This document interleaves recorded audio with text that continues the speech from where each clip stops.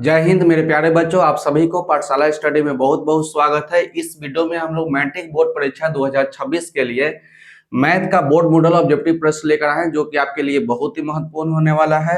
यह वीडियो जो है आपका 18/2/2026 के लिए, चाहे वो प्रथम पाली हो चाहे वो सेकंड पाली हो, तो जो दोनों के लिए बहुत ही महत्वपूर्ण होनेगा। तो इसलिए आप वीडियो को अंत तक जरूर देखिएगा। वीडियो अच्छा लगे तो वीडियो को लाइक कर दीजिएगा और चैनल को सब्सक्राइब आप जरूर करिएगा। अब चलिए हम लोग देखते हैं प्रश्न संख्या 1। तो प्रश्न संख्या 1 में आपको दिया गया है कि प्रश्न संख्या 1 में आपको क्या दिया गया है कि sec square 60 degree minus tan square 60 degree plus 1 किसके बराबर होगा? 1 के बराबर होगा या 2 के बराबर होगा या -2 या 0 के बराबर? तो आप प्रश्न को ध्यान से देखिएगा और मेरे साथ साथ आप प्रश्न को सॉल्व कीजिएगा।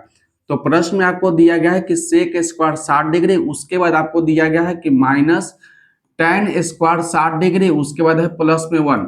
तो इस प्रश्न को सॉल्व करने का दो तरीका है। पहला तरीका देखिए, डायरेक्ट फार्मूला आपको याद होगा सेक और टेन का। तो सेक और टेन का फार्मूला होता है कि sec square theta minus tan square theta बराबर 1 होता है। Sec square theta minus tan square theta बराबर 1 होता है।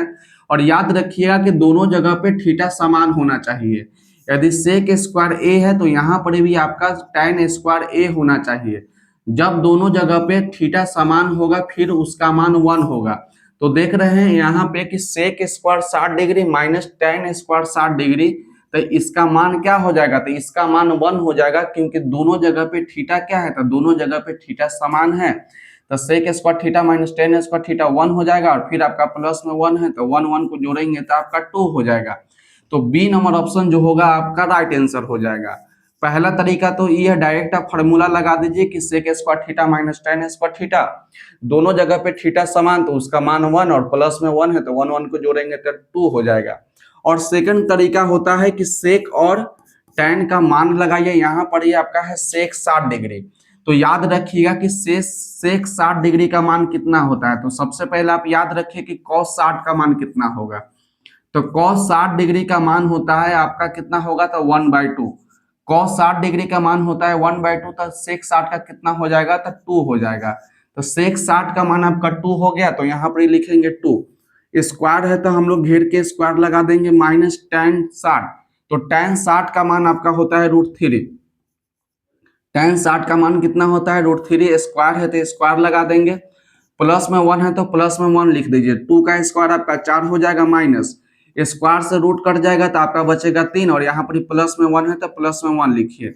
अब देख रहे हैं कि यहाँ पर 4 प्लस में और 1 प्लस में तो आपका 5 हो जाएगा। तो 5 माइनस 3, तो 5 में से 3 घटाइएगा तो आपका 2 हो जाएगा। जब मान लगाइएगा फिर भी इसका आंसर 2 होगा, जब फार्मूला लगाइएगा फिर भी इसका मान 2 होगा, यानी ऑप्शन नंबर बी जो होगा आपका राइट आंसर हो जाएगा। अब प्रश्न संख्या 2 को देखिए। प्रश्न संख्या 2 में आपको डायरेक्ट फार्मूला दिया गया कि cot 90 माइनस थीटा। तो cot 90 माइनस थीटा क्या होता है? तो cot 90 माइनस थीटा बराबर होता है tan theta. cot 90 minus theta बराबर आपका होता है tan थीटा। और उसके बाद याद रखिएगा कि tan 90 माइनस थीटा बराबर क्या हो जाएगा? तो tan 90 माइनस थीटा बराबर आपका हो जाएगा cot थीटा। जो थीटा यहाँ रहेगा वही थीटा हम लोग बाहर निकालेंगे। तो दोनों फार्मूला को आप याद रखिएगा। जितना भी फार्मूला बताएंगे आप मेरे साथ साथ उसको नोट कर लीजिएगा और उसको याद भी करिएगा। तो cot 90 माइनस थीटा बराबर क्या हो जाएगा? तो आपका cot थीटा हो जाएगा।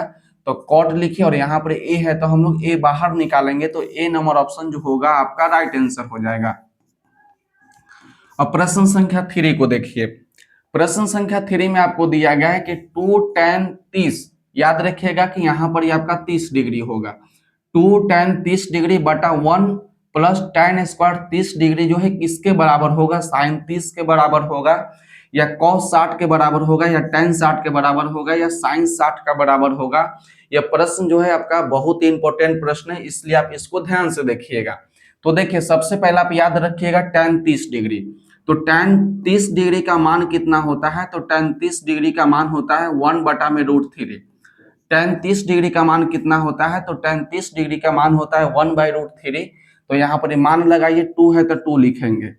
tan 30 डिग्री का मान लिखेंगे हम लोग 1/√3, तो 1/√3 लिखिए। 2 के नीचे कुछ नहीं तो 1 बटा का साइन देंगे। उसके बाद देख रहे हैं कि 1 प्लस tan स्क्वायर 30 डिग्री, तो 1 प्लस tan 30, तो tan 30 का मान आपका हो जाएगा 1/√3 स्क्वायर है, तो इसको हम लोग इस प्रकार से घेर के स्क्वायर लगा देंगे। उसके बाद देखिए 2 को 1 से गुना करेंगे तो 2 हो जाएगा, नीचे आपका √3 है तो √3 लिखिए। उसके बाद इसको सॉल्व करेंगे, 1 प्लस है तो 1 प्लस लिखिए, 1 का स्क्वायर आपका 1 हो जाएगा, और नीचे देख रहे हैं कि √3 का स्क्वायर है। जब हम लोग √3 का स्क्वायर करेंगे, जब हम लोग √3 का स्क्वायर करेंगे तो स्क्वायर से रूट कट जाएगा, तो आपका बचेगा केवल 3। तो हम लोग यहाँ पर 3 लिखेंगे, इसके नीचे कुछ नहीं तो 1, तो ऊपर कितना है, तो ऊपर आपका है कि 2√3, और नीचे आपका क्या हो जाएगा, इसको सॉल्व कीजिएगा तो एलसीएम लीजिएगा तो 3 हो जाएगा, तो 3 + 1 यानी कितना लिखेंगे, हम लोग लिखेंगे 4। तो ऊपर आपका है कि 2/√3, 2/√3, और नीचे कितना हो जाएगा, 3 1 4, तो 4/3, तो इसको पलट देंगे तो 3 ऊपर चल जाएगा और 4 नीचे चलाएगा। अब इसको थोड़ा सा सॉल्व कीजिए, 2 को 2 रहने देते हैं √3, और 3 को हम लोग लिख सकते हैं कि √3 × √3। आप जानते हैं कि जब हम लोग √3 को √3 से गुना करेंगे तो 3 हो जाएगा, और 4 को लिख सकते हैं 2 गुना में 2, 1 2 से 1 2 काट दीजिए, 1 √3 से 1 √3 काट दीजिए, तो ऊपर बच गया आपका √3। ऊपर क्या बच गया, ऊपर बच गया √3 और नीचे बच गया 2। अब यहाँ पर ही आपका आंसर आ गया √3/2। अब आप चेक करिए कि √3/2 किसका मान होता है, sin 30 का मान होगा, या cos 60 का मान होगा, या tan 60 का मान होगा, या sin 60 का मान होगा। तो आपको याद होना चाहिए कि √3/2 किसका मान होता है, तो √3/2 जो होता है आपका sin 60 डिग्री का मान जो होता है √3/2 होता है। sin 60 डिग्री का मान कितना होता है, तो sin 60 डिग्री का मान √3/2 होता है, यानी ऑप्शन नंबर डी जो होगा आपका राइट आंसर हो जाएगा। प्रश्न संख्या 4 को देखिए। प्रश्न संख्या 4 में आपको दिया गया है कि यदि एक 6 मीटर ऊंचा खंभा, यदि एक 6 मीटर ऊंचा खंभा की छाया पृथ्वी पर 2√3 मीटर लंबी है। याद रखिएगा कि यहाँ पर ही छाया बोला यानी शैडो, तो सूर्य का उन्नयन कोण क्या होगा। तो देखिए ये आपका पृथ्वी है या धरती है, इसमें बोला कि ये खंभा है, इस प्रकार से खंभा है, तो खंभा बना दीजिए जिसका ऊंचा कितना है, तो ऊंचाई जो आपका 6 मीटर है। ऊंचाई को हम लोग h से दिखाएंगे, ऊंचाई को हम लोग h से दिखाते हैं, और बोला कि उसकी छाया पृथ्वी पर 2√3 मीटर लंबी है। तो आप ये बताइए कि यदि हम धरती पे या पृथ्वी पर इस प्रकार से एक खंभा रोप देते हैं, खड़ा कर देते हैं, तो इसका छाया जो है इधर बनेगा या इसकी छाया जो है इधर बनेगा। ये खंभा है तो जब सूरज इधर से आएगा तो छाया इधर बनेगा, जब सूरज रोशनी इधर से पड़ेगा तो छाया इधर बनेगा। तो हम लोग इस प्रकार से बना दिए, कोई तो एक ही तरफ ना होगा, इधर बनाइए या इधर बनाइए। अब देखिए उसके बाद छाया की लंबाई कितना है, तो छाया की लंबाई जो है आपका 2√3 मीटर है। यही खंभा की छाया जो है 2√3 मीटर लंबा है। अब क्या करेंगे, हम लोग इसको इससे मिला देंगे। तब बोला कि सूर्य का उन्नयन कोण बताइए, तो याद रखिएगा कि धरती और जो लाइन है इसी के बीच में आपका उन्नयन कोण बनता है।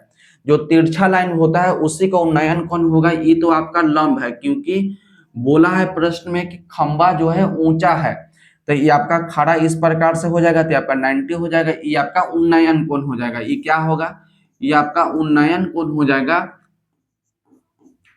उन्नयन कोण। अब हमको निकालना है, इसी का मान निकालना है कि उन्नयन कोण का मान कितना होगा, यानी थीटा का मान कितना होगा। तो देखिए ये आपका क्या हो जाएगा, सॉरी एच नहीं, ये आपका पी होना चाहिए। ऊंचाई है, ऊंचाई लेकिन है तो क्या है, ऊंचाई को हम लोग पी से दिखाते हैं, तो यहाँ आपका पी लिखिए, परपेंडिकुलर होता है।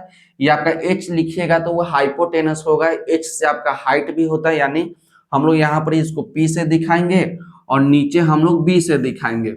अब देखिए यहाँ पर पी का मान दिया गया है 6 मीटर और बी का मान दिया गया है 2√3, यानी पी बटा में बी कितना है, पी बटा में बी। अब आप ही बताइए, जो दिया रहेगा ना उसी को लेंगे, जो मान दिया रहेगा हम लोग उसी को देंगे। तो यहाँ पर 6 वाला दिया यानी पी का मान दिया और बी का मान दिया गया, तो पी बटा बी।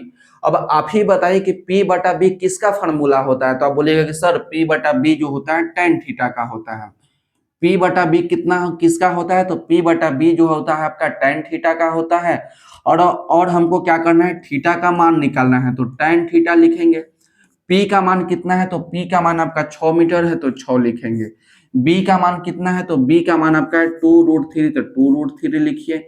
2 से 6 जो आपका हो जाएगा 3 बार में कट जाएगा, तो ऊपर बच गया 3 और नीचे बच गया √3, तो 3 को हम लोग लिख सकते हैं √3 इंटू √3। 3 को क्या लिखेंगे √3 इंटू √3, और नीचे आपका √3 है तो √3 लिखिए। एक √3 से एक √3 कट जाएगा, तो आपका यहाँ पर बच जाएगा tan थीटा। तो tan थीटा बराबर क्या है, यहाँ पर बचा आपका √3। उसके बाद देखेंगे कि tan में √3 कितना डिग्री का मान होता है। उसके बाद क्या देखेंगे कि tan में √3 कितना डिग्री के मान होता है, तो आपको याद होगा कि tan में √3 कितना डिग्री का मान होता है, तो 60 डिग्री का मान होता है। तो tan से tan आपका कट जाएगा तो आपका हो जाएगा थीटा, तो थीटा बराबर कितना हो जाएगा, तो थीटा बराबर 60 डिग्री हो जाएगा। तो यही ना आपसे पूछा है कि उन्नयन कोण क्या होगा, तो उन्नयन कोण कितना होगा, तो उन्नयन कोण को हम थीटा माने और थीटा का मान कितना है 60 डिग्री है। तो ऑप्शन नंबर डी जो होगा आपका राइट आंसर हो जाएगा। ऑप्शन नंबर डी जो होगा आपका राइट आंसर होगा। उसका प्रश्न संख्या 5 को देखिए। प्रश्न संख्या 5 में आपको दिया गया है कि किसी मीनार की ऊंचाई, अब यहाँ पर एक मीनार हो गया जिसका ऊंचाई कितना है, जिसका ऊंचाई जो है आपका 15 मीटर है, उसके सूर्य का उन्नयन कोण कितना है, तो सूर्य का उन्नयन कोण आपका 60 डिग्री है। तो मीनार की छाया की लंबाई जमीन पर कितना होगा।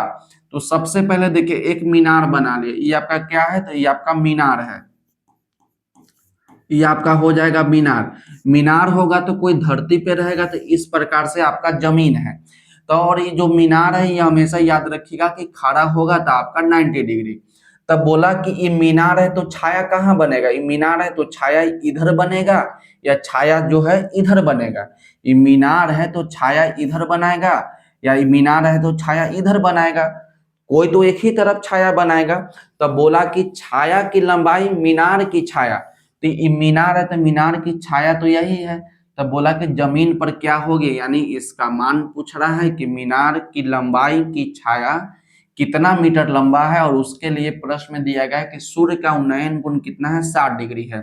तो हम लोग इस प्रकार से मिला देंगे और उन्नयन कोण तो यहाँ बनेगा।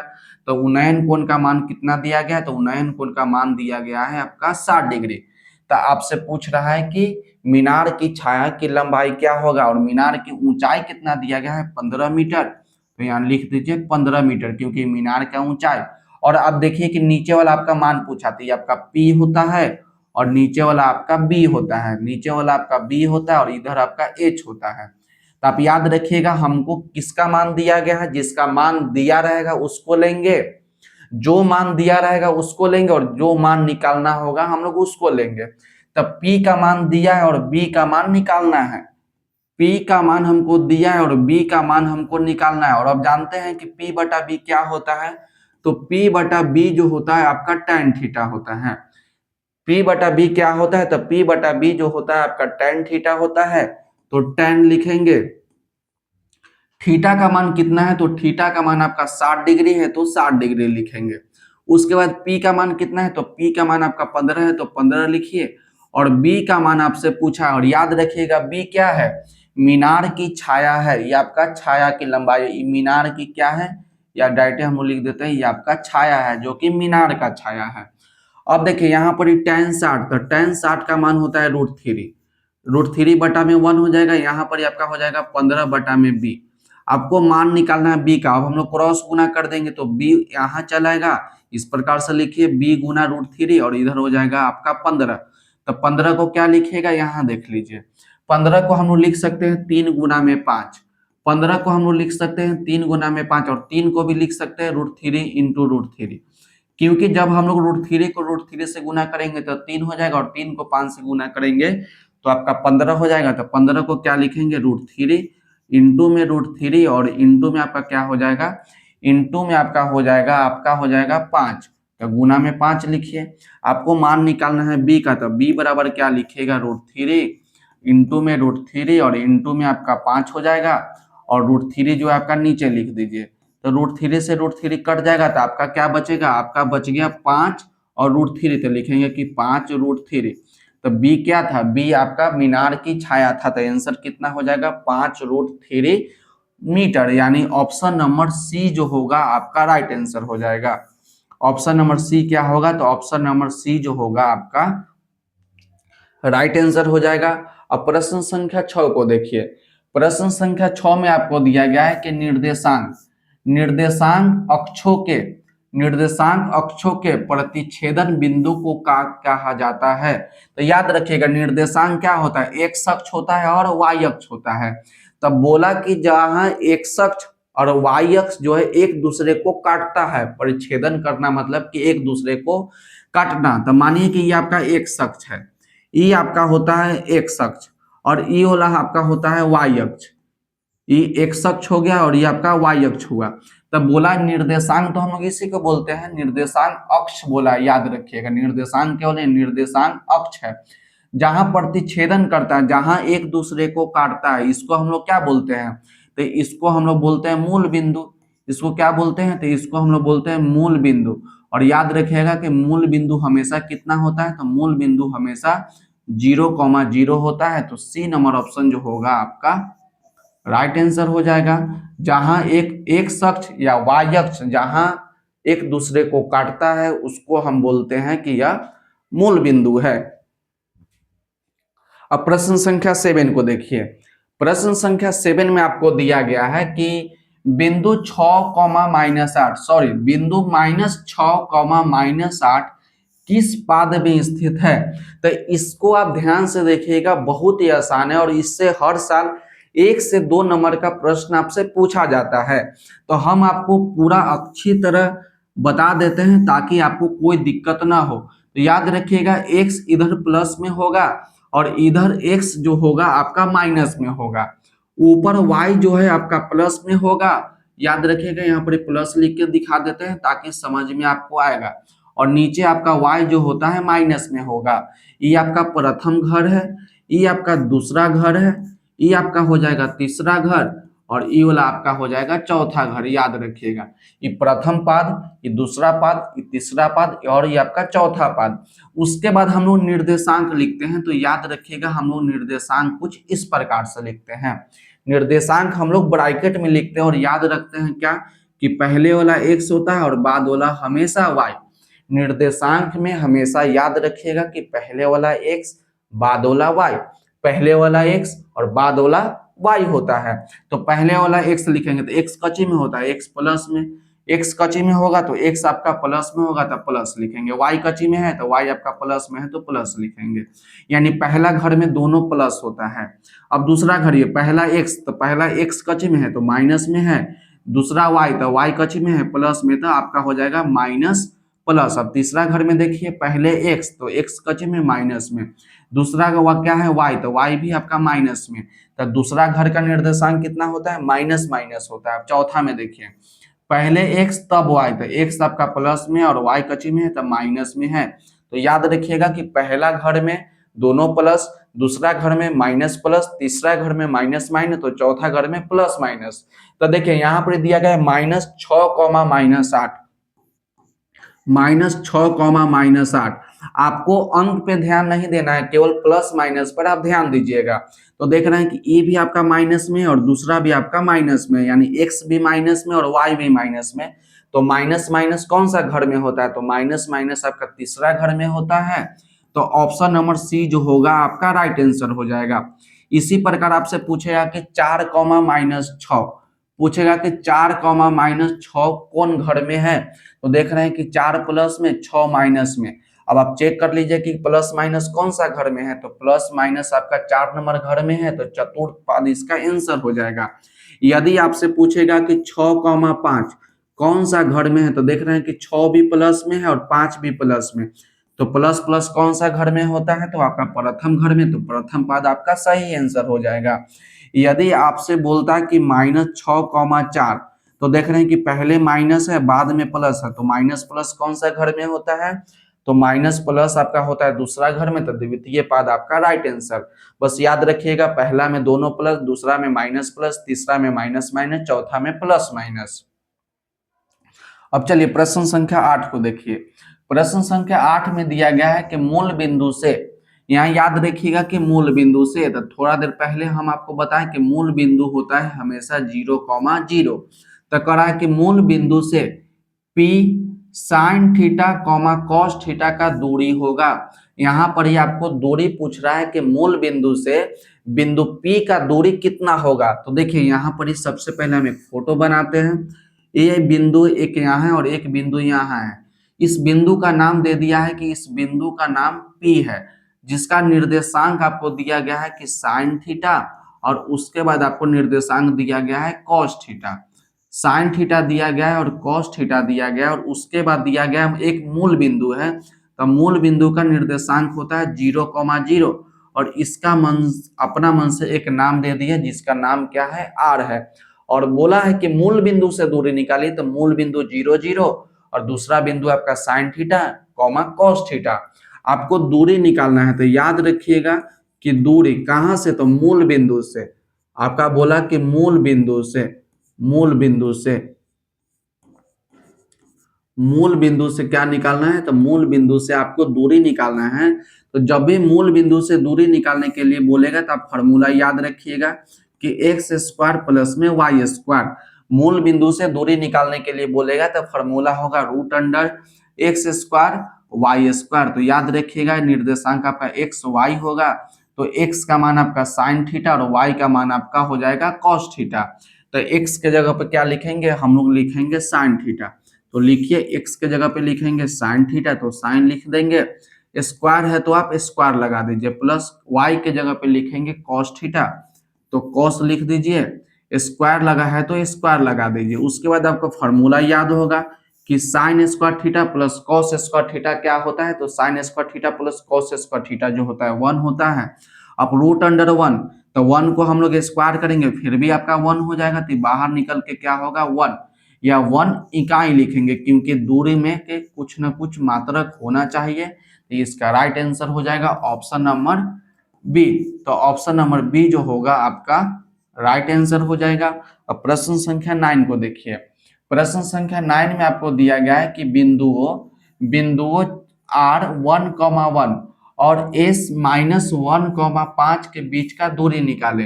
तो यहाँ पर ये दो बिंदु दिया गया है, तो कुछ इस प्रकार से सबसे पहले एक रेखा खींचेंगे जिसका एक बिंदु, दो बिंदु होगा इस रेखा में, दो बिंदु, जिसका पहला बिंदु आपका R है और R का निर्देशांक दिया गया है 1,1। R का निर्देशांक कितना है, तो 1,1 है, और दूसरा बिंदु है जिसका नाम है S, और S का निर्देशांक है -1,5। तो याद रखिएगा पहले वाला आपका x1 होगा, बाद वाला आपका y1 होगा। अलग अलग दिखाने के लिए हम लोग x1 y1 और इसको हम लोग दिखाएंगे x2 y2 से। तो यहाँ क्या याद रखिएगा कि x1 का मान 1, y1 का मान 1, x2 का मान -1 और y2 का मान आपका 5। आपको निकालना है दूरी, किसका दूरी, तो RS का दूरी निकालना है। तो लिखेंगे RS का दूरी। उसके बाद दूरी निकालने का फॉर्मूला आपको याद होना चाहिए कि दूरी निकालने का सूत्र होता है कि root under x2 minus x1 का होल स्क्वायर है, उसके बाद हो जाएगा y2 माइनस y1 का whole square, y2 minus y1 का होल स्क्वायर हो जाएगा। उसके बाद मान लगा देंगे तो आपका दूरी निकल जाएगा। तो देखिए x2, तो x2 का मान आपका -1 है तो -1 लिखेंगे, फिर यह माइनस है, x1 का मान कितना है, तो 1 है तो 1 लिखेंगे, उसके बाद स्क्वायर है तो स्क्वायर लगा दीजिए, प्लस आपका y2, तो y2 का मान आपका 5 है तो 5 लिखिए, माइनस y1, तो y1 का मान आपका 1 है तो 1 लिखिए, इसको भी घेर के हम लोग स्क्वायर लगा देंगे। अब देखिए यहाँ पर ही आपका हो गया -1, तो याद रखिएगा कि -1 और -1 को जोड़ेंगे तो आपका हो जाएगा माइनस में 2, तो 2 का स्क्वायर हो जाएगा। यहाँ पर ही 5 में से 1 जाएगा तो 4 हो जाएगा, तो आपका हो जाएगा 4 का स्क्वायर।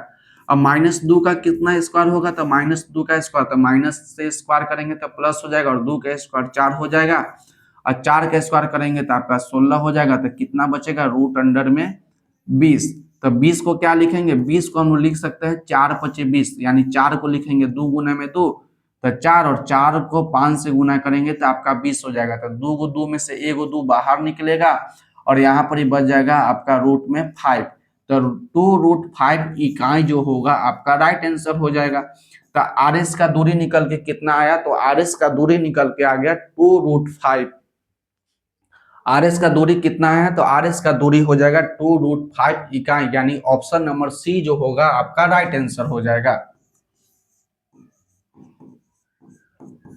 याद रखिएगा, वीडियो को अंत तक जरूर देखिएगा, बहुत ही अच्छा प्रश्न हम आपके लिए लेकर आए हैं। यदि आप देख लेते हैं तो लगभग कंसेप्ट, लगभग सवाल जो है आपका एग्जाम में क्लियर हो जाएगा। अंक बदल के दे सकता है लेकिन प्रश्न जो है इसी टाइप का देगा, इसलिए आप वीडियो को अंत तक जरूर देखिएगा। अब चलिए प्रश्न संख्या 10 को देखिए। प्रश्न संख्या 10 में आपको दिया गया है कि रेखा रेखा y बराबर 8, रेखा y बराबर 8 का आलेख आलेख निम्न में से किस बिंदु से होकर नहीं गुजरेगा। प्रश्न को आप ध्यान से देखिएगा, बोला कि y नहीं गुजरेगा, यहां पर ही आपसे बोला है कि नहीं, तो y बराबर 8 का आलेख निम्न में से किस बिंदु से होकर नहीं गुजरेगा। तो याद रखिएगा कि y का मान जो है 8 होना चाहिए। तो आप क्या जानते हैं कि पहले वाला x होता है, बाद वाला हमेशा y होला, x पहले वाला x बाद वाला y, और y का मान कितना होना चाहिए, तो y का मान 8 होना चाहिए। तो ए नंबर ऑप्शन में देख रहे हैं कि यहाँ पर ही y का मान 8 है, तो इससे तो गुजर जाएगा, 1,8 से गुजर जाएगा। ओकरा बाद देख रहे हैं कि 4,8, तो देख रहे हैं कि यहाँ पर भी y का मान 8 दिया गया है, तो इससे भी गुजर जाएगा। और यहाँ भी देख रहे हैं कि y का मान कितना दिया गया है, 8 दिया गया है, तो इससे भी गुजर जाएगा।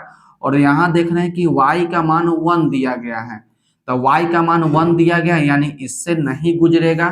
तो डी नंबर ऑप्शन जो होगा आपका राइट आंसर हो जाएगा। आपसे बोला है कि किस निर्देशांक से नहीं गुजरेगा, तो y का मान 8, तो यहाँ भी 8 है, यहाँ भी 8 है और यहाँ भी 8 है, लेकिन y के मान यहाँ 8 नहीं है, इसलिए इस निर्देशांक से नहीं गुजरेगा। अब प्रश्न संख्या 11 को देखिए। प्रश्न संख्या 11 में आपको दिया गया है कि निम्नलिखित में से कौन सा बिंदु प्रथम चतुर्थांश में है। तो आपसे बोला कि प्रथम चतुर्थांश में कौन है। इससे पहले हम आपको बताए थे सभी बातों को बहुत ही अच्छे तरीका से, और हम आपको बोले थे कि याद आप अच्छे तरीका से कर लीजिए। इसको बताए थे ना कि दोनों घर, पहला घर में दोनों प्लस, दूसरा घर में माइनस प्लस, तीसरा घर में माइनस माइनस, चौथा घर में प्लस माइनस। याद करने का तरीका देखिए, पहला में प्लस प्लस तो इसके सामने आ जाइएगा, दोनों प्लस तो दोनों माइनस, दोनों प्लस तो दोनों माइनस। इसमें आइएगा पहला माइनस दूसरा प्लस, माइनस प्लस तो ई में आ जाइएगा तो प्लस माइनस। एगो याद कीजिएगा, दूसरा याद, दोनों प्लस तो दोनों माइनस, एगो माइनस एगो प्लस, तब पहले प्लस फिर माइनस।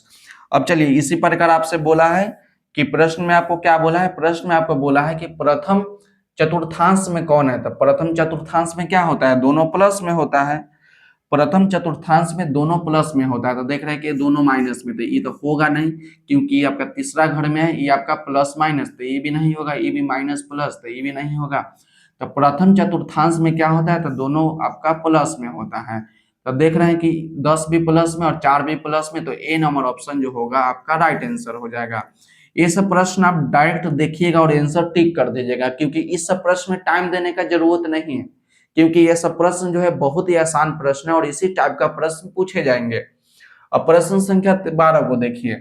प्रश्न संख्या 12 में आपको दिया गया है कि बिंदु ए 5,6 की y अक्ष से लंबवत दूरी है। प्रश्न संख्या 12 को आप ध्यान से देखिएगा, यहाँ पर आपसे दूरी पूछा कि बिंदु ए 5,6 को y अक्ष से लंबवत दूरी। जब y अक्ष बोलेगा याद रखिएगा, पहले वाला x का मान बाद वाला y का मान। जब y अक्ष से बोलेगा तो x वाला मान होगा, जब y अक्ष से बोलेगा तो x वाला मान होगा, x वाला मान होगा जब दूरी पूछेगा तब। जब लंबवत दूरी पूछेगा, जब y अक्ष से बोलेगा तो x वाला मान होगा, यानी ऑप्शन नंबर ए जो होगा आपका राइट आंसर हो जाएगा। जब y अक्ष से बोलेगा तो x वाला मान होगा, जब x अक्ष से बोलेगा तो y वाला मान होगा। मेरी बात को आप ध्यान से सुनिएगा, जब लंबवत दूरी पूछेगा y अक्ष से तो x वाला मान लिखिएगा, जब x अक्ष से लंबवत दूरी पूछेगा तो y वाला मान लिखिएगा। अब प्रश्न संख्या 13 को देखिए। प्रश्न संख्या 13 में आपको दिया गया कि बिंदुओं m -2,10 और n -8,14 को मिलाने वाली रेखाखंड के मध्य बिंदु का नियामक होगा, यानी मध्य बिंदु का निर्देशांक होगा। तो देखिए सबसे पहले हम लोग एक रेखाखंड बनाते हैं, ये रेखाखंड हो गया, जिसका पहला बिंदु आपका m होगा। कहा कि दो बिंदु है, एक बिंदु m है और दूसरा बिंदु आपका n है। मानिए कि एक बिंदु एम है और दूसरा बिंदु एम है एन है, तो इस बिंदु दोनों बिंदु को जब हम लोग मिलाते हैं तो एक रेखा बनता है, एक रेखा बनता है जिसको हम लोग बोलते हैं रेखाखंड। उसके बाद बोला कि एम का निर्देशांक जो है -2, 10 है और एन का निर्देशांक जो है -8, 14 है, तो 14 लिखिए। तब बोला कि इस रेखाखंड पर एक बिंदु है जो कि मध्य बिंदु है। मध्य बिंदु मतलब होता है कि जो बीच में होता है, मध्य बिंदु मतलब कि दोनों दोनों रेखाखंड के बीच में होगा। तब बोला कि इस रेखाखंड के मध्य बिंदु का निर्देशांक बताइए, यानी एक्स और वाई का मान बताइए कि क्या होगा। तब मध्य बिंदु का निर्देशांक सबसे पहले देखिए कि आपका x1 का मान होगा, ये वाला आपका y1 का मान होगा। यहाँ देखिएगा तो ये आपका x2 का मान हो जाएगा और ये आपका 14 जो होगा आपका y2 का मान होगा। x1 y1 x2 y2 अलग अलग दिखाने के लिए हम लोग x1 x2 और y1 y2 माने। मध्य बिंदु का निर्देशांक पूछा कि मध्य बिंदु, तो लिखेंगे मध्य बिंदु, मध्य बिंदु का नियामक, नियामक बोलिए या निर्देशांक बोलिए एक ही होता है। यहाँ लिखेंगे मध्य बिंदु का नियामक। नियामक क्या होता है, तो नियामक को पहले हम लोग लिखेंगे x, y। मध्य बिंदु का नियामक होता है x, y और इसका फॉर्मूला होता है कि x2 या x1 प्लस x2 बटा में 2 और उसके बाद होता है y1 plus y2, y1 plus y2 बटा में 2। मध्य बिंदु का फॉर्मूला ये है, मध्य बिंदु का फॉर्मूला याद रखिएगा कि मध्य बिंदु निकालने का सूत्र क्या होता है, तो x, y x1 plus x2 बटा में 2, y1 प्लस y2 बटा में 2। अब निकालिए x और y का मान। अब यहाँ पर मान रख देंगे तो मान मिल जाएगा। x1 का मान कितना है, -2 है तो -2 लिखेंगे, प्लस है तो प्लस लिखे x2, x1 का मान आपका -2 था, x2 का मान कितना है तो आपका -8 है तो माइनस में 8 लिखिए, बटा में आपका 2 हो जाएगा, कॉमा y1, तो y1 का मान कितना है तो 10 है तो 10 लिखेंगे, प्लस y2 का मान आपका 14 है तो 14 लिखेंगे, बटा में आपका 2 हो जाएगा। अब इसको सॉल्व करेंगे तो एक्स वाई का नियामक मिल जाएगा, तो एक्स वाई बराबर हो जाएगा -2, प्लस माइनस कीजिएगा तब माइनस हो जाएगा, प्लस माइनस कीजिएगा तब माइनस हो जाएगा, तब -2 और -8 तक कितना हो जाएगा, माइनस में आपका 10 बटा में 2 हो जाएगा, कॉमा 10 और 14 को जोड़ेंगे तो आपका 24 हो जाएगा, बटा में आपका 2। तो x, y बराबर हो जाएगा 2 से 10 कितना बार में कट जाएगा, तो 5 बार में कट जाएगा, तो -5। 2 से 24 कितना बार में कट जाएगा, तो आपका 12 बार में कट जाएगा, तो 5 -5, 12 जो होगा आपका मध्य बिंदु का नियामक हो जाएगा। तो एक्स वाई का नियामक कितना है, -5, 12, यानी ऑप्शन नंबर सी जो होगा आपका राइट आंसर हो जाएगा। ऑप्शन नंबर सी जो होगा आपका राइट आंसर हो जाएगा। मध्य बिंदु का नियामक कितना है, तो मध्य बिंदु का नियामक आपका -5, 12 है। प्रश्न संख्या 14 को देखिए। प्रश्न संख्या 14 में दिया गया है कि यदि किसी वृत्त का व्यास के छोरों, मतलब कि अंतिम छोर का निर्देशांक जो है 6, -8 और -6, 8 है, तो वृत्त के केंद्र का निर्देशांक बताइए। जो सवाल आपका प्रश्न संख्या 13 था वही प्रश्न आपका प्रश्न संख्या 14 है। जो प्रश्न 13 नंबर था वही प्रश्न आपका 14 नंबर है, केवल पूछने का तरीका बदला है। देखिए किस प्रकार से। सबसे पहले हम लोग एक वृत्त बनाएंगे, सबसे पहले हम लोग क्या करेंगे, एक वृत्त बनाएंगे और बोला कि वृत्त का व्यास, तो वृत्त का ही आपका मध्य बिंदु है, वृत्त का मध्य बिंदु है, तो इधर भी आपका त्रिज्या होता है और इधर भी त्रिज्या आपका होता है। दोनों त्रिज्या क्या होता है, ये भी आपका त्रिज्या यानी आर है और ये भी दोनों त्रिज्या आपका आर है। आप जानते हैं कि दोनों त्रिज्या हमेशा बराबर होगा, दोनों त्रिज्या क्या होगा, आपस में बराबर होगा। और जब हम लोग यहाँ से यहाँ तक डायरेक्ट ले लेंगे तो ये आपका क्या कहलाएगा, तो आप जानते हैं कि इसको हम लोग व्यास बोलते हैं। क्या बोलते हैं, इसको हम लोग व्यास बोलते हैं, जिसको हम लोग डी से दिखाएंगे। अब एक छोर यहाँ पे है और एक छोर यहाँ पे है, तब बोला कि वृत्त के व्यास के छोर का निर्देशांक कितना है। पहला छोर का निर्देशांक है 6, -8 और दूसरा छोर का निर्देशांक है -6, 8 है। तब बोला कि वृत्त के केंद्र का निर्देशांक, तो वृत्त का केंद्र तो यही है, तो वृत्त का केंद्र कहाँ है, हमेशा बीच में है, तो ये आपका क्या है, ये आपका मध्य बिंदु है, ये तो आपका मध्य बिंदु है। ये आपका मध्य बिंदु है, क्योंकि इस बिंदु से इधर भी आर और इधर भी आर, तो दोनों आर जो है आपस में बराबर होता है। तो इस रेखा खंड के लिए मध्य बिंदु क्या होगा, ये मध्य बिंदु है। तब बोला कि इसका निर्देशांक बताइए कि क्या होगा, तो इसका निर्देशांक हो जाएगा x कॉमा वाई। तो जो सवाल जैसे पीछे बना है उसे इसको बना दिए। तो मध्य बिंदु का निर्देशांक कितना हो जाएगा, फिर से इसको लिखना पड़ेगा कि मध्य बिंदु का निर्देशांक, मध्य बिंदु का निर्देशांक या नियामक एक ही बात होता है। तो इसमें दिया है निर्देशांक, उसमें दिया था नियामक, तो कोई बात नहीं, दोनों एक ही चीज है। तो निर्देशांक को हम लोग लिखते हैं कि x कॉमा वाई। और ये आपको याद भी होगा कि निर्देशांक निकालने का सूत्र होता है मध्य बिंदु के x1 प्लस x2 बटा में 2, और उसके बाद होता है y1 प्लस y2 बटा में y1 प्लस y2 बटा में 2। अब मान बैठा दीजिए, ये आपका x1 का मान होगा, ये आपका y1 का मान हो जाएगा, ये आपका x2 का मान होगा, ये आपका y2 का मान होगा। तो x1 का मान कितना है, तो x1 का मान आपका 6 है। x1 का मान कितना है, तो x1 का मान आपका 6 है, प्लस x2 का मान कितना है, तो x2 का मान आपका माइनस में 6 है, तो माइनस में 6 लिखेंगे, बटा में आपका 2 हो जाएगा, कॉमा y1 प्लस y2, तो y1 का मान -8 और y2 का मान कितना, तो y2 का मान आपका 8 बटा में 2। तो देख रहे हैं कि x comma y 6 plus minus minus, तो 6 माइनस 6 तो 0 बटा 2, तो 0 बटा 2 करेंगे तो आपका 0 हो जाएगा। याद रखिएगा कि 0 बटा 2 कितना होता है, तो 0 बटा 2 जो होता है आपका 0। 0 में किसी भी चीज से भाग लगाएंगे तो 0 होगा। -8,8 बटा 2, तो आपका ये भी 0। तो कितना हो जाएगा, 0,0, यानी ऑप्शन नंबर सी जो होगा आपका राइट आंसर होगा। ये प्रश्न को तो हमने डिटेल में बताया, यह प्रश्न जो है हम लोग इसको डिटेल में बताया, लेकिन आप इसको डायरेक्ट याद रखिएगा।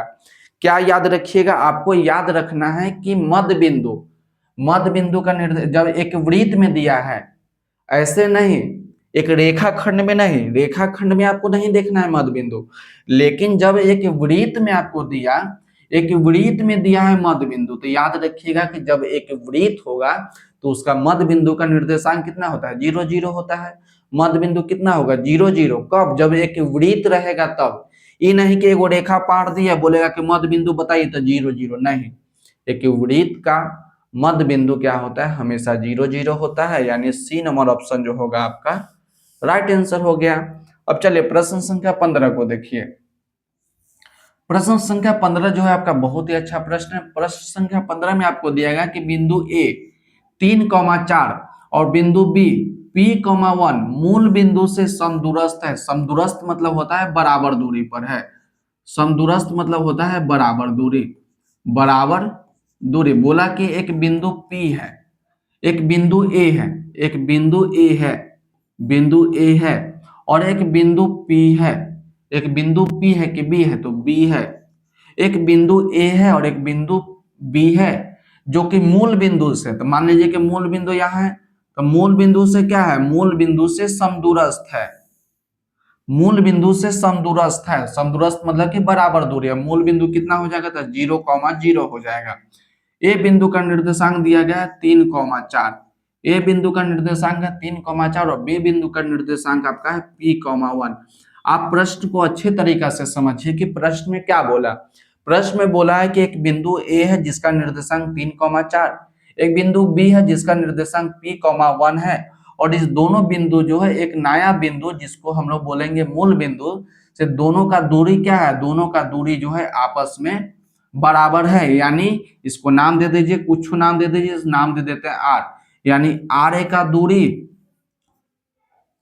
आर ए का दूरी और आर बी का दूरी क्या है, तो आर बी का दूरी जो है आपस में बराबर है। प्रश्न में ही बोला है कि मूल बिंदु से समदूरस्थ है, मतलब कि बराबर दूरी पे है, तो दोनों का दूरी आपस में क्या है, तो बराबर है।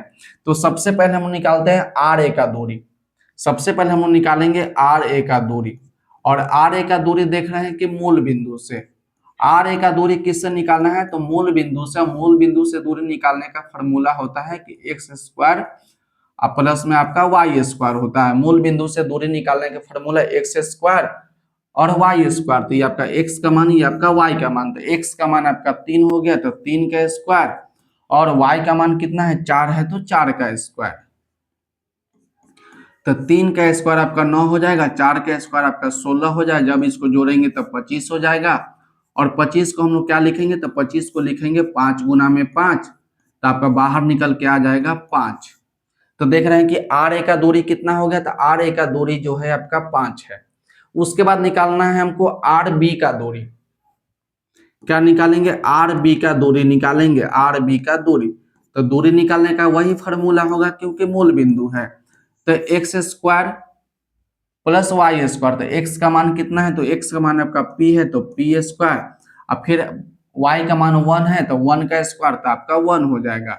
अब प्रश्न में देखिए आपको मान निकालना है पी का, और प्रश्न में बोला कि दोनों का दूरी क्या है, तो दोनों का दूरी जो है आपस में समदूरस्थ है, बराबर दूरी पे है, तो दोनों का दूरी बराबर लिखिए। तो आर ए कितना है, तो आर ए का दूरी आपका 5, आर बी का दूरी कितना है, तो आर बी का दूरी जो है पी स्क्वायर प्लस में 1।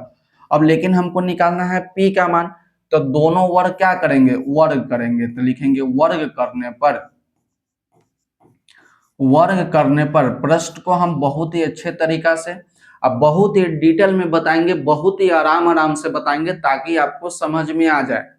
50 सवाल करना जरूरी नहीं है, आप 20 सवाल करिए, आप 15 सवाल करिए, लेकिन उस 15 सवाल को इतना अच्छे तरीका से करिए ताकि उस 15 सवाल में से, उस प्रश्न में से कोई भी टाइप का प्रश्न आपको दे दे, अंक बदल के दे दे या किसी प्रकार से दे दे, तो आपसे बन जाना चाहिए।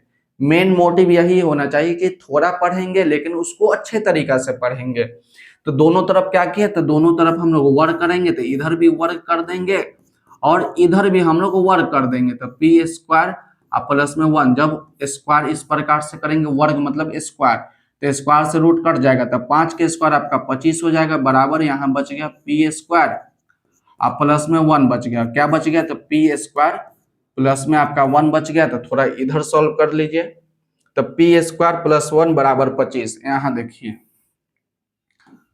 पी स्क्वायर प्लस में 1 बराबर में आपका 25 है। अब 1 को उधर भेज देंगे, तो पी स्क्वायर बराबर क्या हो जाएगा, 25 माइनस 1, यानी आपका हो जाएगा 24। अब हम लोग स्क्वायर को हटाएंगे, रूट लगाएंगे। अब हम लोग क्या करेंगे, स्क्वायर हटाएंगे, रूट लगाएंगे। 24 को क्या लिखेंगे, तो 24 को हम लिख सकते हैं कि 6 गुना में 4, और 4 को लिख सकते हैं 2 गुना में 2, और 6 को लिखेंगे 2 गुना में 3। तो देखिए ना, 2 में 2 से गुना करेंगे 4, 4 में 2 से गुना करेंगे 8, और 8 में 3 से गुना करेंगे 24। और याद रखिएगा कि जब हम लोग स्क्वायर हटा के रूट ले जाएंगे तो प्लस माइनस लेकर जाएगा, तो प्लस माइनस 2 में से 1 2 बाहर निकालेंगे, तो घर में क्या बच गया, तो घर में बच गया 2 और 3, तो गुना करेंगे तो 6। तो पी का मान कितना हो गया, तो पी का मान आपका हो गया प्लस माइनस 2√6, यानी ऑप्शन नंबर डी जो होगा आपका राइट आंसर हो जाएगा। ऑप्शन नंबर डी जो होगा आपका राइट आंसर हो जाएगा। अब प्रश्न संख्या 16 को देखिए। प्रश्न संख्या 16 में आपको दिया गया है कि बिंदुओं ए 0,8, बिंदु बी 6,12 और बिंदु सी जो है -16,4 से बने त्रिभुज का क्षेत्रफल बताइए। यहाँ पर ही एक त्रिभुज दिया गया है जिसका 3 कोना होता है। एक त्रिभुज में कितना कोना होगा, तो एक त्रिभुज में 3 कोना होगा। और आप जानते हैं कि त्रिभुज में 3 कोना है जिसका एक निर्देशांक दिया गया है, उसके बाद बी दिया गया है और उसके बाद सी दिया गया है, और तीनों का निर्देशांक दिया गया है 0,8। कितना है, 0,8। उसके बाद दिया बी बिंदु का निर्देशांक 6,12, 6,12, और बिंदु सी का निर्देशांक दिया गया है -16, -4। एक बार ध्यान से देखिएगा, माइनस प्लस को आप ध्यान रखिएगा। 0,8, 6,12 और -16, तो बोला कि इस त्रिभुज का क्षेत्रफल निकालिए, यानी ए बी सी का क्षेत्रफल बताइए कि क्या होगा। तो देखिए यहाँ पर x 3 गो निर्देशांक है, तो इसको हम लोग x1 बताएंगे, इसको हम लोग y1 लिखेंगे। उसके बाद इसको लिखेंगे हम लोग x2, और उसके बाद लिखेंगे हम लोग y2। इसको लिखेंगे हम लोग x3, उसके बाद लिखेंगे y3। अब याद रखिएगा कि x3 का मान -16, y3 का मान -4, x1 x2 का मान 6, y2 का मान 12, x का मान 0, x1 का मान 0, y1 का मान आपका 8। आपको निकालना है त्रिभुज ए बी सी का क्षेत्रफल। आपको निकालना है त्रिभुज ए बी सी का क्षेत्रफल। अब याद रखिएगा कि जब निर्देशांक दिया रहेगा, जब त्रिभुज का निर्देशांक दिया रहेगा तब इसका निकालने का सूत्र याद रखिएगा कि जब त्रिभुज का निर्देशांक दिया रहेगा तब त्रिभुज का क्षेत्रफल निकालने का सूत्र याद रखिएगा। तो इसका सूत्र होता है 1/2। हम आपको डायरेक्ट लिखने का तरीका भी सिखा देंगे, आप ध्यान से देखिएगा। त्रिभुज का क्षेत्रफल लिखने का हम आपको तरीका बता देंगे। सबसे पहले लिखना है x और उसका लिखना है कि y माइनस वाई, 3 बार लिखना है, ऐसा ही 3 गो लिखना है। तो फिर x y माइनस वाई, फिर प्लस लिखेंगे और फिर लिखिएगा x और फिर लिखिएगा y माइनस वाई और इसको इस प्रकार से घेर दीजिएगा। क्या लिखना है सबसे पहले कि 1/2 x y y, फिर प्लस x y y, फिर x y y, पहला काम ही। उसके बाद याद रखिएगा कि 23 31 12, क्या याद रखिएगा? याद रखिएगा 23 31 और 12, 23 31 और 12 को याद रखिएगा। अब बोलेगा कि सर ये 23 31 12 क्या है? तो आप ध्यान से देखिए, 23 ये ब्रैकेट का है, 23 हो गया। अब 31 तो 31 हो गया, उसके बाद 12 तो लीजिए 12 भी हो गया। उसके बाद x बच गया तो इसमें हम 1 2 और 3 निकाल देंगे। तो आप फॉर्मूला बनाना आप सीख गए होंगे। सबसे पहला काम करना है कि x y minus y, x y minus y, फिर x y माइनस वाई, उसका 23 31 12 तो 23 31 और 12, उसके बाद x1 x2 और x3। अब मान बैठा देंगे तो त्रिभुज का क्षेत्रफल आपको निकल जाएगा। तो देखिए x1, तो x1 का मान कितना? तो 0, तो 0 लिखिए।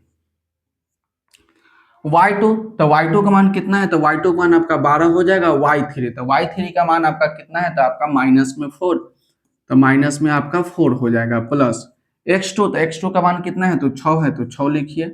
ब्रैकेट y2 सॉरी y3, तो y3 का मान कितना है? तो y3 का मान आपका -4, माइनस y1, तो y1 का मान कितना? तो 8 है, तो 8 लिखिए। प्लस x3, तो x3 का मान कितना है? -16, तो -16 लिखिएगा। अब प्लस y1, तो y1 का मान आपका 8 हो जाएगा। अब माइनस y2, तो y2 का मान कितना है? 12 है, तो 12 लिखिए। उसके बाद हम लोग ब्रैकेट बंद कर देंगे। उसके बाद है 1/2, तो 1/2। उसके बाद देख रहे हैं कि ब्रैकेट है और इसके पीछे आपका गुना है। तो याद रखिएगा कि किसी भी संख्या में हम लोग 0 से गुना करेंगे तो आपका 0 हो जाएगा, तो 0 हो गया। 6 है तो 6 लिखेंगे। ब्रैकेट माइनस में 4 रुपया, माइनस में 8 रुपया, तो माइनस में आपका 12 हो गया। उसके बाद प्लस माइनस -16 हो जाएगा। 8 माइनस 12, तो आपका हो जाएगा माइनस में 4। जब 8 में से 12 घटाएंगे तो माइनस में 4, प्लस माइनस -16 हो गया। 8 और 4 को जोड़ेंगे तो माइनस में 12 प्लस में 6, तो 1/2। उसके बाद देखिए 6 को ईट आपका 0 आपका हट गया। 12 में 6 से गुना करेंगे तो 72, लेकिन माइनस में। उसके बाद देखिए minus minus minus minus plus हो जाएगा। 16 में 4 से गुना करेंगे तो 16 चौके 64 होगा। कितना हो जाएगा? 16 चौके 64, तो 1/2। गुना का साइन देंगे 72 और 64। जब इसको घटाएंगे तो आपका कितना हो जाएगा? 6 2 8, यानी माइनस में 8 हो जाएगा। 2 से 8 जो है आपका 4 बार में कट गया, तो त्रिभुज का क्षेत्रफल कितना आ गया? तो माइनस में 4। अब याद रखिएगा कि क्षेत्रफल कभी माइनस में नहीं हो सकता। क्षेत्रफल क्या होगा कि क्षेत्रफल जो है कभी भी माइनस में नहीं हो सकता। उसके लिए हम लोग क्या करेंगे? बार लगा देंगे। इस प्रकार से हम लोग बार लगा देंगे। तब बार क्या करता है कि जो माइनस में होता है उसको प्लस में कर देता है। तो आपका त्रिभुज एबीसी का क्षेत्रफल कितना हो गया? तो त्रिभुज एबीसी का क्षेत्रफल हो गया 4 वर्ग इकाई। यहाँ पर वर्ग इकाई लिखे क्योंकि क्षेत्रफल हमेशा वर्ग के रूप में होता है, तो 4 वर्ग इकाई हो जाएगा। यानी ऑप्शन नंबर डी जो होगा आपका राइट आंसर हो जाएगा। यह प्रश्न जो है आपका ऑब्जेक्टिव के लिए भी था, यह प्रश्न जो है आपका सब्जेक्टिव के लिए भी था। यदि आप मेरा वीडियो देखते हैं तो इससे 2 प्रॉफिट होगा। एक पहला प्रॉफिट होगा कि आप ऑब्जेक्टिव बना लीजिएगा बहुत ही आसान तरीका से। आप दूसरा बात है कि आप फार्मूला को याद कर लीजिएगा। और तीसरा बात होता है कि आप प्रश्न को डिटेल में बनाना सीखिएगा। यदि एग्जाम में आएगा, परीक्षा में आता है सब्जेक्टिव में, यदि 5 नंबर में या 2 नंबर में, फिर भी आप सवाल को बहुत ही अच्छे तरीका से बना लीजिएगा। अब चलिए प्रश्न संख्या 18 को देखिए, सॉरी 17 को देखिए। तो प्रश्न संख्या 17 में आपको दिया गया है कि बिंदु A 4, -3 बिंदु बी जो है 9,7 को मिलाने वाली रेखाखंड को 3:2 के अनुपात में अंत विभाजित करने वाले बिंदु का y का निर्देशांक निकालिए। इस प्रकार से पूछेगा तो आपका ऑब्जेक्टिव में डायरेक्ट ऑब्जेक्टिव हटा देगा तब वो प्रश्न हो जाएगा सब्जेक्टिव में। ऑप्शन दे दिया तो ऑब्जेक्टिव, ऑप्शन नहीं दिया तो सब्जेक्टिव। प्रश्न को देखिए, एक रेखाखंड है या एक बिंदु ए है और एक बिंदु बी है, एक बिंदु ए है और एक बिंदु बी है। जब बिंदु ए और बिंदु बी को मिलाएंगे तो ये आपका रेखाखंड हो गया। ए का निर्देशांक दिया गया है 4,-3 और बिंदु बी का निर्देशांक दिया गया है 9,7 और बोला कि एक रेखाखंड कितना अनुपात में बांटा, तो 3:2 में। इस प्रकार से तो 3 वाला ज्यादा होगा और 2 वाला थोड़ा छोटा होगा। देखिए बीच में नहीं है, ये बीच में होता तो यहाँ होता, बीच में होता तो यहाँ होता, लेकिन देख रहे हैं कि बीच से आगे है यानी ये थोड़ा सा बड़ा है तो 3:2 है। 3 अनुपात कितना है, तो 3:2 है। तो ये आपको अनुपात लगा दीजिए, तो 3:2। तो याद रखिएगा इसको हम लोग m1 से दिखाएंगे, इसको हम लोग m2 से दिखाएंगे। m1 का मान 3 और m2 का मान आपका हो जाएगा 2। इसको दिखाएंगे x1 से और इसको दिखाएंगे y1 से। उसके बाद देखिए इसको दिखाएंगे x2 से और इसको दिखाएंगे y2 से। इसको दिखाएंगे x1, ये आपको दिखाएंगे y1, इसको दिखाएंगे x2 और इसको दिखाएंगे y2, यानी 9 को 7 को। अब यहाँ पर बोला है कि विभाजन सूत्र, यहाँ पर जो विभाजित किया तो याद रखिएगा कि विभाजन सूत्र, तो विभाजन फॉर्मूला भी हम लोग बता देते हैं। विभाजन सूत्र या याद रखिएगा ये विभाजन सूत्र। डायरेक्ट विभाजन सूत्र हम आपको लिखना भी सिखाएंगे, आपको रटना नहीं है। आपको मैथ जो है रटने का चीज नहीं है, मैथ आपको समझने का चीज है। तरीका से सीखिए, ट्रिक्स लगा के सीखिए कि हम किस प्रकार से उसको याद रखें। जब भी विभाजन सूत्र बोलेगा तो आप क्या कीजिएगा, सबसे पहला काम कि यहाँ तो x, y लिख दीजिएगा, उसके बाद लिखिएगा mx लिखिएगा और फिर जोड़ mx लिखिएगा, 2 mx लिखिएगा, फिर नीचे लिखिएगा mm। क्या चीज लिखिएगा, mm। तो m क्या है, m1 m2 है, तो यहाँ लिख सकते हैं कि m1 m2। तो mx लिख दिए, फिर mx लिखिएगा, उसके बाद y वाला लिखिएगा, तो my हो जाएगा, my हो जाएगा, my लिखेंगे तो my, अब फिर लिखिएगा माइनस में my या प्लस में होगा कि my, फिर से लिखिएगा, अब फिर नीचे क्या लिखिएगा, लिखिएगा कि m1 और प्लस में आपका m2। तो बोलिएगा सर हमको तो बहुत ही आसान से समझ आ गया। पहले लिखेंगे x, फिर लिखेंगे mx प्लस mx और नीचे लिखेंगे m1 प्लस m2 और फिर लिखेंगे my प्लस my और नीचे लिखेंगे m1 प्लस m2। उसके बाद याद रखिएगा 12-21, क्या याद रखिएगा, 12-21, 12 और 21, क्या याद रखना है कि 12 और 21, 1-2, 2-1, 1-2, 2-1, यानी 12-21 याद रखिएगा और 12-21 हम यहाँ लगा देंगे, 12-21 बहुत ही आसान है। उसके बाद 12-21, तो 12-21 इस प्रकार से लगा दीजिए। अभी आपका फॉर्मूला निकल के आ गया विभाजन सूत्र। कौन सा फॉर्मूला आ गया, आपका हो गया विभाजन सूत्र।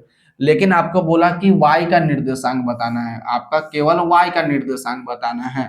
तो y का निर्देशांक बताना है तो y वाला बराबर हो जाएगा y के, तो y का निर्देशांक बोला है तो y बराबर क्या होगा, y1 के बराबर हो जाएगा, यानी m1 y2 plus m2 y1 और नीचे क्या होगा, नीचे आपका हो जाएगा m1 प्लस में m2। अब मान बैठा देंगे तो y का निर्देशांक मिल जाएगा। तो y m1 का मान कितना है, तो m1 का मान आपका 3 गुना y2, तो y2 का मान कितना है, तो y2 का मान आपका 7 है, तो 7 लिखिए।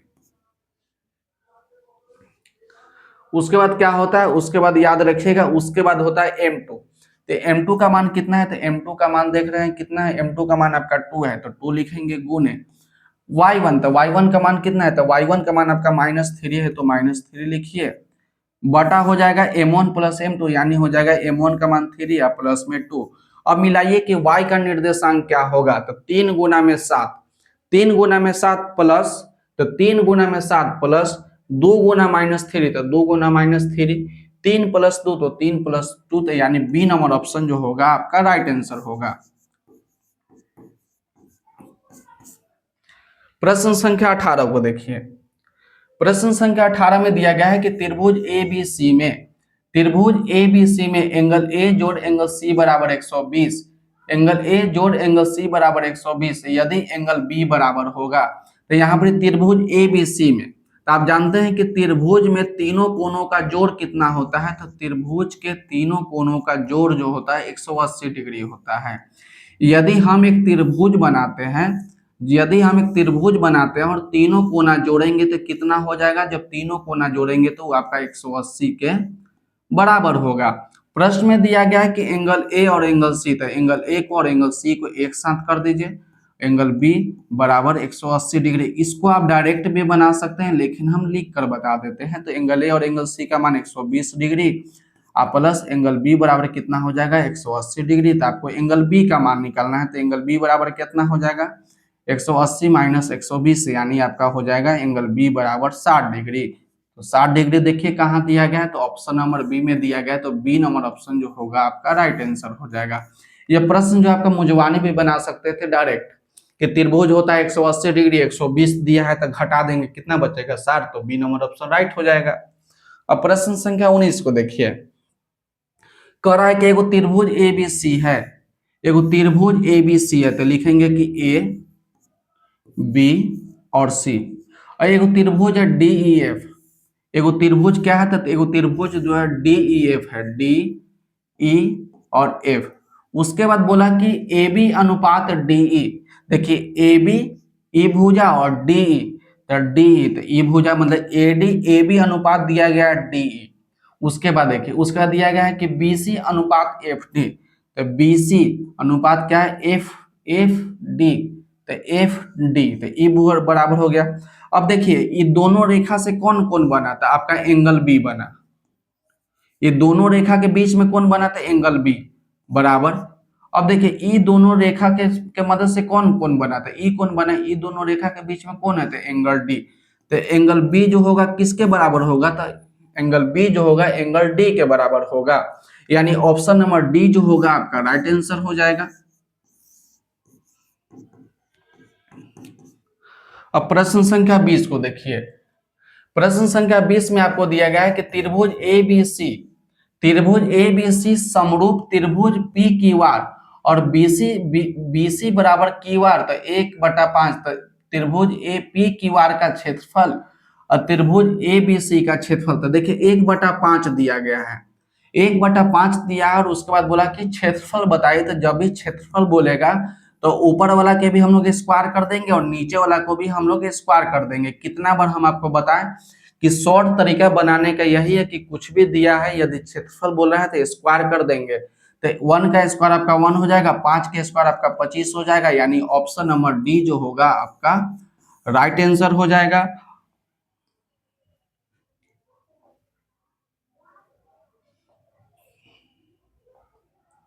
प्रश्न संख्या 21 को देखिए, प्रश्न संख्या 21 में आपको दिया गया है कि tan 90 माइनस थीटा, तो हम उस समय बताए थे कि tan 90 माइनस थीटा क्या होता है, तो tan 90 माइनस थीटा बराबर आपका होता है cot theta, tan 90 minus theta बराबर आपका होता है cot थीटा। आप देख लीजिए कहाँ है, तो यहाँ है cot, ए रहेगा तो हम लोग ए बाहर निकालेंगे, तो बी नंबर ऑप्शन जो होगा आपका राइट आंसर हो जाएगा। उसके बाद प्रश्न संख्या 22 को देखिए, प्रश्न संख्या 22 में आपका है कि दो समानिक या दो समान कोणिक त्रिभुजों में, दो समानिक समकोण त्रिभुजों में उसकी संगत भुजाओं का, याद रखिएगा कि संगत भुजा का अनुपात जो है हमेशा समान होता है, तब इसे कहा जाता है, तो इसको थिल्स प्रमेय कहा जाता है। जब भुजा जो है समानुपाती हो, सॉरी उसके भुजा जो है अनुपात में हो, तब वो क्या कहलाता है, तो थिल्स प्रमेय कहलाता है। तो ए नंबर ऑप्शन जो होगा आपका राइट आंसर होगा। प्रश्न संख्या 23 में देखिए, प्रश्न संख्या 23 में आपका है कि एक बाह्य बिंदु से, याद रखिएगा कि यहाँ पर एक दिया गया है, एक बाह्य बिंदु से एक वृत्त पर कितनी स्पर्श रेखा खींची जा सकती है। तो सबसे पहले हम लोग एक वृत्त बनाते हैं, बोला कि एक वृत्त है और बाहर एक बिंदु है, याद रखिएगा कि यहाँ पर एक बोला है, तो एक वृत्त पर एक बाह्य बिंदु से कितनी स्पर्श रेखा छू सकती है, तो एक स्पर्श रेखा इस प्रकार से जाएगा। स्पर्श मतलब होता है कि जो वृत्त को छू कर जाएगा, स्पर्श मतलब क्या होता है कि जो वृत्त को छू कर जाएगा, एक इस प्रकार से जाएगा और एक इस प्रकार से जाएगा। यहाँ पर थोड़ा इस प्रकार से कर दीजिए, नहीं तो क्या करिए फिर से इसको लाइन खींच दीजिए। यहाँ पर ये हो गया। तो याद रखिएगा कि एक वृत्त को एक बिंदु जो है कितना बार छुएगा, तो 2 बार छुएगा, यानी 2 स्पर्श रेखा खींची जा सकती है। तो ऑप्शन नंबर बी जो होगा आपका राइट आंसर हो जाएगा। एक वृत्त को एक बिंदु से कितनी स्पर्श रेखा खींची जा सकती है, तो 2। अब प्रश्न संख्या 24 को देखिए। प्रश्न संख्या 24 में आपको दिया है कि परिसर बताइए, और यहाँ संख्या दिया गया है 15, 20, 84, 29, 41, 45, 60 और 65। परिसर बराबर आपको फॉर्मूला याद रखिएगा कि परिसर निकालने का फॉर्मूला होता है कि उच्च सीमा, परिसर बराबर होता है उच्च सीमा माइनस निम्न सीमा। उच्च सीमा माइनस निम्न सीमा, सीमा उल्टा लिखिएगा, फिर से लिखिए। उच्च सीमा इस प्रकार से लिखेंगे, उच्च सीमा माइनस निम्न सीमा, मतलब सबसे बड़ा अंक और सबसे छोटा अंक, निम्न सीमा। परिसर निकालने का फॉर्मूला होता है सबसे उच्च सीमा माइनस निम्न सीमा। तो यहां लिखेंगे सबसे पहले परिसर। अब देखिए कि जो संख्या दिया गया है इसमें सबसे बड़ा कौन है, तो हमको दिखाई दे रहा है कि सबसे बड़ा आपका 84 है, तो 84 लिखेंगे। माइनस निम्न सीमा से सबसे छोटा कौन है, तो सबसे छोटा आपका 15 है, तो 15 लिखेंगे। अब इसको घटाइए, 14 में से 5 जाएगा तो आपका हो जाएगा 9, और 7 में से 1 जाएगा तो आपका हो जाएगा 6, यानी 6 पर 9 यानी 69 जो होगा आपका राइट आंसर हो जाएगा। तो ए नंबर हो जाएगा आपका राइट आंसर। इस टाइप का भी प्रश्न आपसे पूछा जाता है। तो यहीं पर ये वीडियो जो होता है आपका समाप्त होता है। यदि वीडियो अच्छा लगा हो तो वीडियो को लाइक कर दीजिएगा। वीडियो आपको अच्छा लगा या खराब लगा या जो भी लगा तो आप एक बार कमेंट करके बताइएगा। कोई भी प्रश्न में हो, किसी भी नंबर का प्रश्न हो, यदि आपको डाउट होगा तो एक बार कमेंट करके बताइएगा कि सर हमें ये प्रश्न में या ये प्रॉब्लम है, तो आप जरूर कमेंट कीजिएगा। किसी भी टॉपिक पे या किसी भी सब्जेक्ट का वीडियो चाहिए, इस भी पर भी आप कमेंट कर सकते हैं। अपने दोस्त, अपने भाई बहन, किसी को भी आप वीडियो को शेयर कर सकते हैं। चैनल पर नया है तो चैनल को सब्सक्राइब आप जरूर कर दीजिएगा। तब तक अच्छे से पढ़िए, मन लगा के पढ़िए। मिलते हैं अगले वीडियो में।